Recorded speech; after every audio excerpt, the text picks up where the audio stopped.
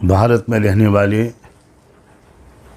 उन तमाम भाइयों और बहनों को मैं सलाम पेश करता हूँ जिनके अंदर अभी इंसानियत बाकी है। अब मुझे सलाम का ये अंदाज़ इसलिए इख्तियार करना पड़ रहा है कि ऐसा लग रहा है कि बड़ी तेज़ी के साथ भारत की आबादी में ऐसे लोगों की संख्या, ऐसे लोगों की तादाद बहुत कम होती जा रही है जिनको इंसान कहा जा सकता है। रेल में सफ़र करते हुए एक आदिवासी पुलिस इंस्पेक्टर को उसका जूनियर गोली मारकर हलाक कर देता है और फिर 3 अलग अलग कंपार्टमेंट्स में जाकर ढूंढ कर 3 ऐसे मुसलमानों को अपनी हैवानियत का शिकार बना देता है जो देखने में भी मुसलमान नज़र आते हैं। और फिर तड़पते हुए लोगों को देखकर वो कहता है कि अगर तुमको इस मुल्क में जीना है तो मोदी और योगी को वोट देना है। रात के अंधेरे में एक मस्जिद में घुसकर उस मस्जिद में एक नौजवान 19-20 साल नौजवान लड़के हाफिज़ इमाम साद जो वहाँ पर इमामत करता था उसे चाकुओं से गोद कर कुछ इंसान नुमा जानवर हलाक कर देते हैं। होम मिनिस्ट्री की रिपोर्ट आती है कि सिर्फ 3 साल के अंदर हमारे देश में 13 लाख से ज़्यादा लड़कियां और महिलाएं मिसिंग हैं, लापता हैं। कुछ खबर नहीं कौन दरिंदा उनको कहाँ भगा ले गया, कुछ खबर नहीं कौन सी लड़कियां जानबूझकर अपना घर छोड़कर चली गई, किनको किडनैप कर लिया गया, किनको रेप करके मौत के घाट उतार दिया गया। क्या अब भी हम नहीं जागेंगे? अब भी हम हिंदू मुस्लिम करते रहेंगे? अब भी हम इलेक्शन का खेल खेलते रहेंगे?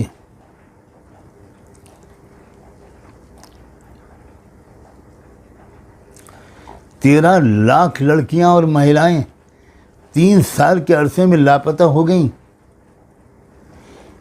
कितना बड़ा वाक़या है ये खबर आने के बाद तो पूरे देश में ज़लज़ला आ जाना चाहिए था। ये 3 साल वही हैं जिसमें बीजेपी और आरएसएस की सरकार है। क्या मैं अपनी बहनों से, क्या मैं अपनी बेटियों से, किसी भी समाज की हों, किसी भी धर्म का पालन करती हों, किसी स्टेट में रहती हों, क्या मैं अपनी बेटियों और बहनों से ये अपील कर सकता हूं कि अब खड़ी हो जाओ? ये पूरा महिलाओं का वर्ग जिस बुरी तरह जुल्म और सितम का शिकार है, जिस तरह औरतों के और लड़कियों के हुकूक मारे जा रहे हैं, उनकी इज्जतें लूटी जा रही हैं, उनको रेप करके टुकड़े करके उनको फेंका जा रहा है, फ्रिज में रखा जा रहा है। क्या अब भी हमारी देश में कोई ऐसे लोग नहीं हैं जो सिर्फ इस मुद्दे को लेकर महिलाओं से कहें कि उठ जाओ अपनी इज्जत की हिफाजत के लिए, भूल जाओ कि तुम मुसलमान हो या हिंदू हो,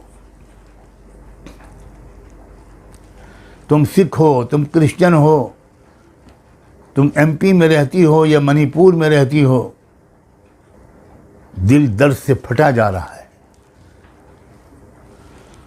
अब मैं अपील करता हूँ मैं आदिवासी तमाम संगठनों से अपील करता हूँ,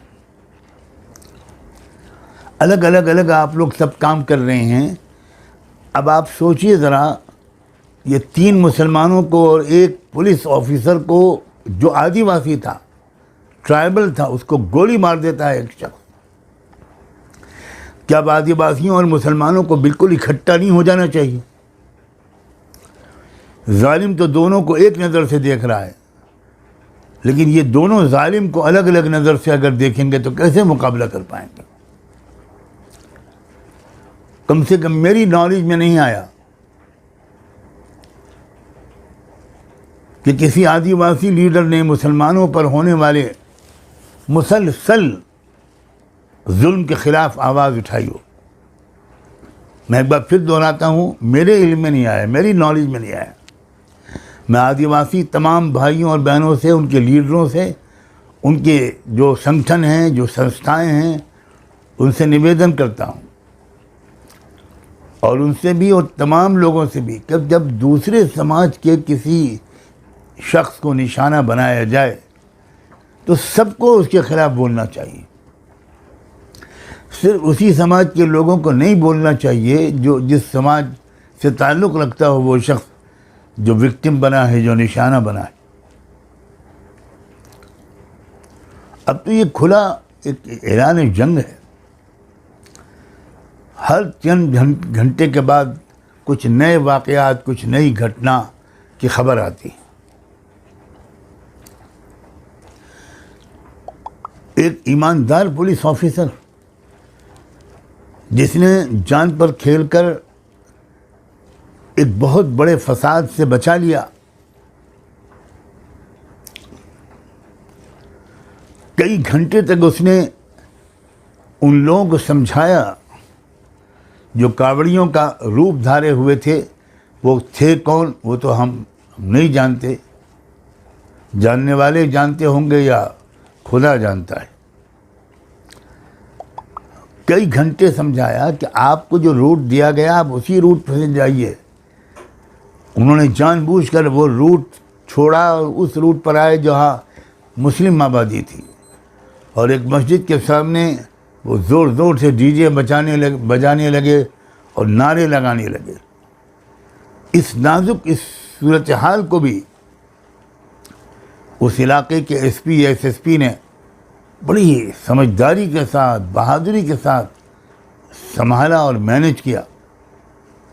और वो लोग नहीं माने तो बहुत हल्का सा बल प्रयोग किया, लाठीचार्ज किया।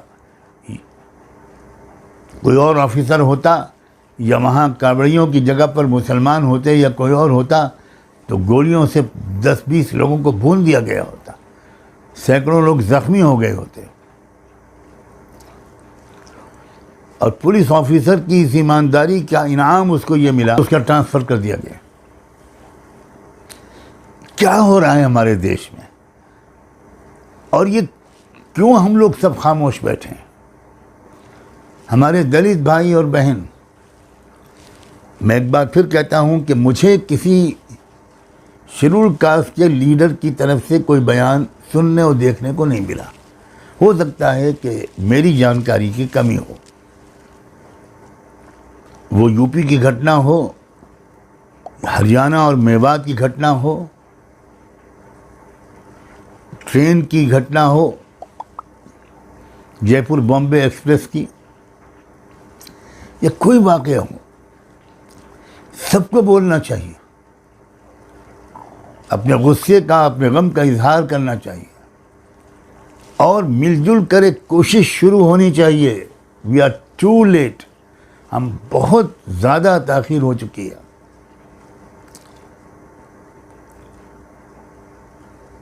जिस कौम का ज़मीर इस तरह मर जाए, जहाँ इस तरह के वाक़यात एक नॉर्मल हो जाएं, यह है न्यू नॉर्मल जिसका हम लोगों ने चर्चा सुना था।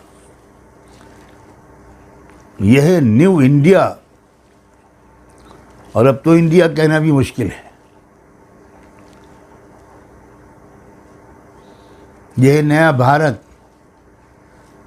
इसका निर्माण करना चाह रहे थे हमारे संघ परिवार के लोग। और भारत सरकार के लोग।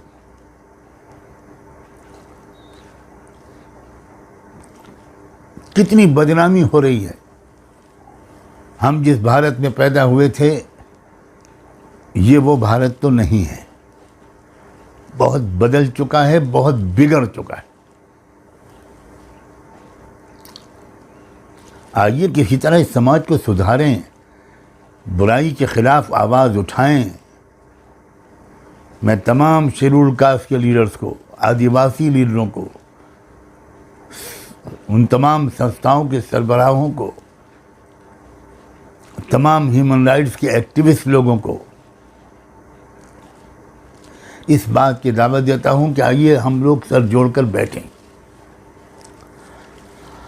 और एक कॉमन मिनिमम प्रोग्राम बनाकर किसी तरह इस देश की व्यवस्था को, इस देश की सूरत हाल को बदलने की कोशिश करें।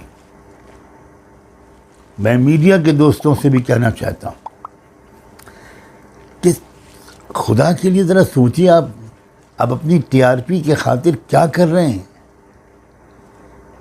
कितना जहर फैला दिया आपने।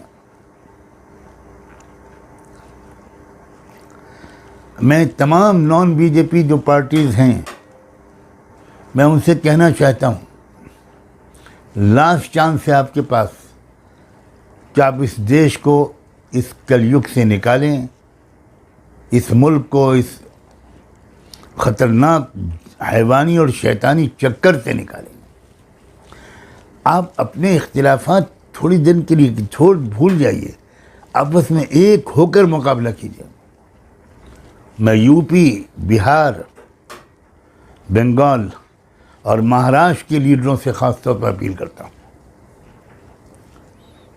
कि आप बिल्कुल एकजुट हो जाइए और एक बिल्कुल एक कॉमन स्ट्रेटजी बनाइए। और ये जो आपने उम्मीद दिलाई है कि हम सब मिलकर एक कैंडिडेट उतारेंगे बीजेपी के कैंडिडेट के मुकाबले में, एक ये कदम आपने अगर उठा लिया तो आप भारत के इतिहास में आपके नाम गोल्डन वर्ड से लिखे जाएंगे। हालात बहुत बेहतरी की तरफ चले जाएंगे। ये आप ज़रूर कदम उठाइए, ज़रूर कदम उठाइए। करोड़ों आवाम की तरफ से, कमज़ोरों और मज़लूमों की तरफ से, दबे कुचलों की तरफ से, scheduled caste, scheduled tribe, OBCs, minorities, सब की तरफ से मैं आपसे ये हाथ जोड़ कर दरख्वास्त करता हूँ। मुझे उम्मीद है कि आप इस पर ध्यान देंगे। मैं आखिर में एक दो बातें और कहना चाहता हूँ।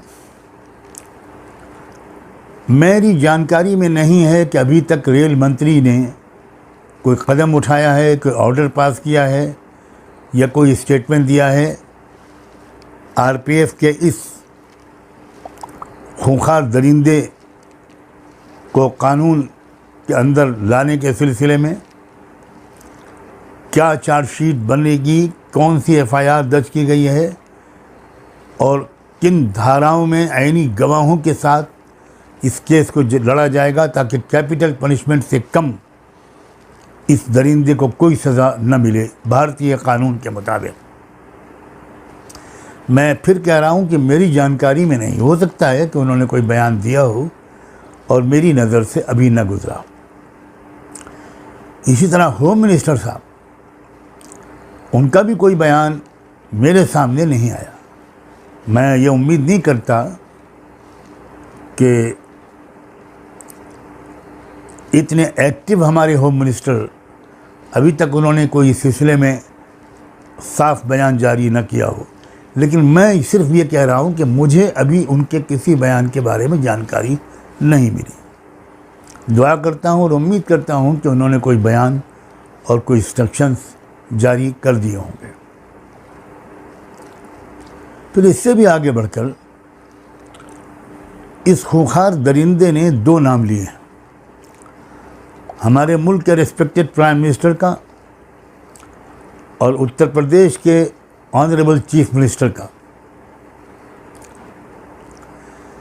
यकीनन इन दोनों ने कोई बयान जारी किया होगा कि हमारा कोई ताल्लुक इससे नहीं है।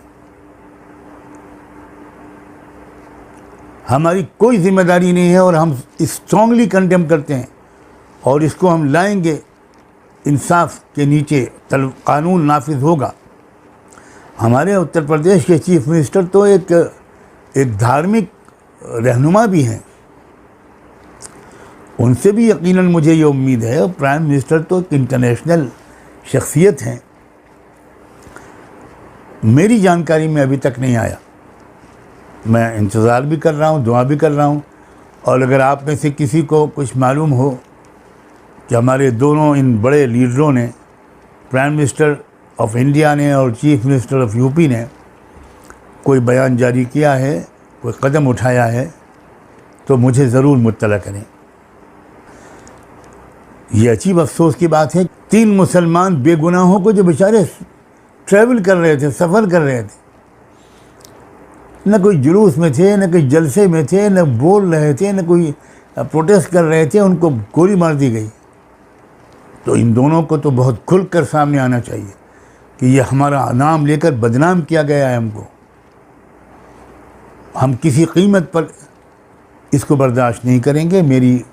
अगर इन दोनों ने बयान जारी कर दिया है तो मैं वो बयान सुनना और देखना चाहूँगा, और मुझे उम्मीद है कि उन्होंने जारी कर दिया होगा।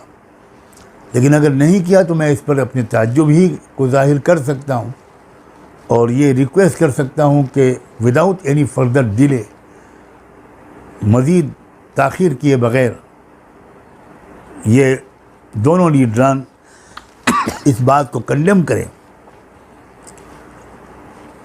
कितनी हैवानी गैर कानूनी हरकत इन दोनों का नाम लेकर की गई है। एक नाम और सुनाई पड़ रहा है उस वीडियो में, ठाकरे। मेरी समझ में नहीं आ रहा इससे कौन से ठाकरे मुराद है। क्या अगर उद्धव ठाकरे जी मुराद हैं, क्योंकि ये महाराष्ट्र में घटना हुई है, तो अगर ये उद्धव ठाकरे मुराद हैं तब तो उद्धव ठाकरे को तो खुलकर सामने आना चाहिए, उनको प्रेस कॉन्फ्रेंस करनी चाहिए और स्टेट का मसला है तो स्टेट को बहुत ज़ोरदार अंदाज से इस शख्स के ख़िलाफ़ एक मर्डर का केस चलाना चाहिए, सारे सबूत सामने रखने चाहिए। ये ज़िम्मेदारी है स्टेट के चीफ मिनिस्टर की भी और स्टेट के एक बड़े लीडर मिस्टर उद्धव ठाकरे की भी। बस मैं इसी पर अपनी बात को मुकम्मल करता हूँ। आप सब ने मेरी बात सुनी, इसका बहुत बहुत शुक्रिया। खुदा हाफिज़। वीडियो के नीचे सब्सक्राइब के बटन पर क्लिक करें, बेल के आइकॉन पर क्लिक कीजिए ताकि हर नई वीडियो की नोटिफिकेशन आपको